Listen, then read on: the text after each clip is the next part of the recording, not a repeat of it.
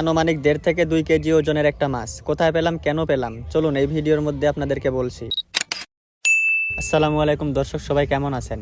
তো প্রতিদিনের মতো আজকেও ভিডিও বানাইতে চলে আসলাম। ভাবলাম ভিডিও বানাইতে কোথায় যাওয়া যায়, তারপর চলে আসলাম প্রজেক্টে। এসে দেখলাম বিশাল বড় একটি মাছ মরে গেছে।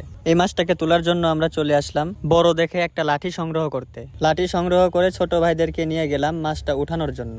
এর ভেতর থেকে একজন আগেই প্রিপারেশন নিচ্ছে। এসে দেখলাম এই লাঠিটা অনেক ছোট, এটা দিয়ে ওই মাছটিকে তোলা সম্ভব নয়। তাই আরেকটি বাঁশের ফালটার সাথে এই লাঠিটাকে জোড়া দেওয়ার কাজে লেগে পড়েছি। ছোট ভাইগুলো অনেক আগ্রহ নিয়ে আছে ওই মাছটিকে উঠানোর জন্য। সবাই মিলে এতটা পরিশ্রম করার পর ওই মাছটিকে উঠানোর পরে যদি দেখি মাছটা পচা, তাহলেই তো শেষ। ছোটরা বলছিল মাছটিকে দিয়ে নাকি তারা পিকনিক করবে, কিন্তু এটা দিয়ে তো শুধু পচা ঘাটি বানানোই সম্ভব। অস্ত্র রেডি, ছোটকে বললাম বড় করে একটি নেংটি দিতে, আরেকজন আবার দেখা দিতে গিয়ে জোরে একটা থাপ্পড় খাইছে।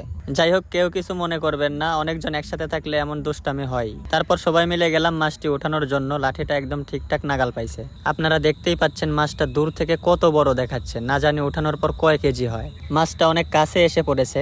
দর্শক, মাছটাকে দেখে মনে হচ্ছে 1.5 থেকে 2 কেজি ওজনের হবে। আপনারা কি বলেন?